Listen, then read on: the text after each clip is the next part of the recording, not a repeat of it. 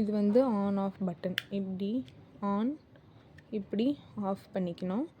இப்போ வந்து கேர்லிங்க்னால் இது ஓப்பன் பண்ணி நம்ம ஹேரை வந்து சுற்றிட்டு கேர்ள் பண்ணணும். இது கேர்லிங்க்கு.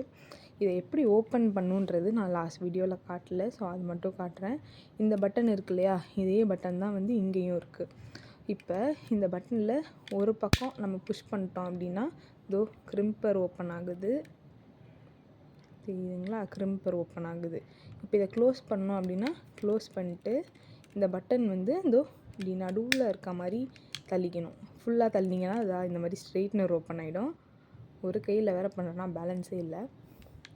இப்படி பண்ணிட்டு லைட்டாக அப்படி நடுவுக்காக வச்சுக்கணும்.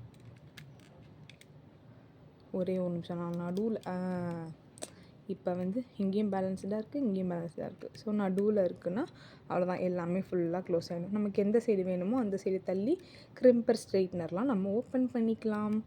அவ்வளோதான் இந்த அகாராவோட 3 in 1 ஹேர் ஸ்டைலர்.